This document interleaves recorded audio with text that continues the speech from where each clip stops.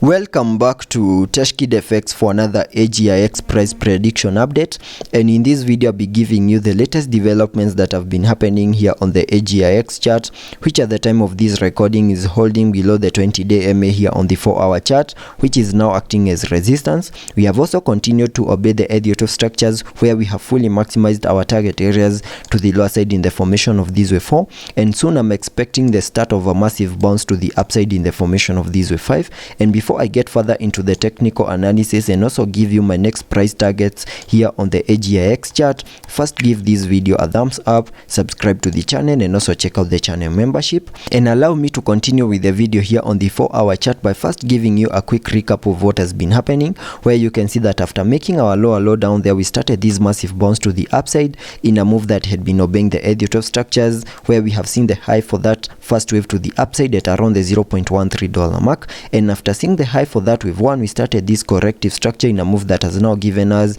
the low for that second wave. And after seeing the low for that wave 2, we started this massive bounce to the upside in the formation of this wave 3 in a move that has now given us a peak at around the $0.667 mark. And because a wave 3 to the upside is an impulsive wave, I also expected to see that 5-wave structure in formation, which we are seeing over here, having the wave 5 fully maximizing our target areas to the upside in the formation of that wave 3. And after seeing the high for that wave 3, whatever we expected next is a corrective structure in the formation of that wave 4, and using the Fibonacci's connecting them from the low of the second wave to the high of that wave 3, that gave me a minimum target area to the lower side in the formation of that wave 4 between the fib level 0.382 and the fib level 0.5, which lies between the $0.44 mark and the $0.36302 mark, which is a target area that we have now fully maximized. And after seeing the low for that fourth wave, whatever we expect next is a bounce to the upside in the formation of that wave 5, and sketching out a minimum target area to the upside in the formation of that wave 5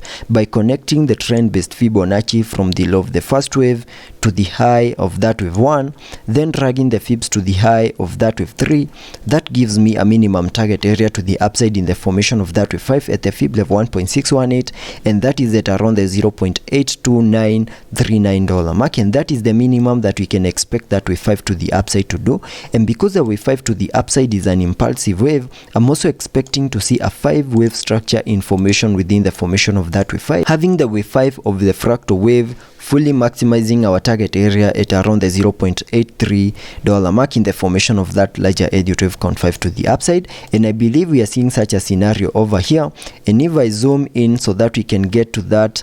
move that is also giving us the short-term scenarios that I'm expecting over here, you can see that after making our low in the formation of that wave 4, we started this bounce to the upside in a move that gave us a peak at around the $0.5 mark in what I'm terming as that first wave to the upside of the fractal wave within the formation of that wave 5. Then we started this corrective structure in the formation of that wave 2, and after seeing the low for that second wave, I'm expecting another bounce to the upside in the formation of that wave 3, then expect a wave 4 and then our wave 5 over there to fully maximize our target area in the formation of this wave 5, and getting to see whether the second wave down here has done the minimum that we expect a second wave to the lower side to do by connecting the Fibonacci's from the low of the first wave to the high of that wave 1. That gives me a minimum retracement area in the formation of that wave 2 between the fib level 0.5 and the fib level 0.618, which is a target area that we have fully maximized. And after fully maximizing it, whatever we expect next is that massive bounce to the upside in the formation of that wave 3,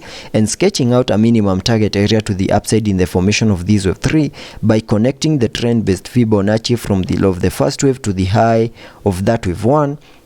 then dragging the fibs to the low of the second wave. That gives me a minimum target area to the upside in the formation of that wave 3 at the fib level 1.618, and that is at around the $0.65395 mark. And once the high is in, then we can expect a wave 4 and then our wave 5 to fully maximize our target areas to the upside in the formation of that larger Elliott wave count 5 to the upside. So that is what I'm expecting here on the short-term scenarios on the AGIX chart. And for that move to also play out, I'm expecting expecting to see a break above the 20-day MA, and a break above the 20-day MA would offer us the support that we need for us to continue pushing even higher. See a break above the wave 1 high at around the $0.5 mark, and once that happens, then that will be enough confirmation that whatever we are seeing over here is the start of that massive bounce to the upside in the formation of that wave 3 to fully maximize our target areas. Then expect a wave 4 and then a wave 5. So that is what I'm expecting on the short-term scenarios. And also taking a look at the indicators here on the RSI, we are trading at around the 41 mark, meaning we have massive room for us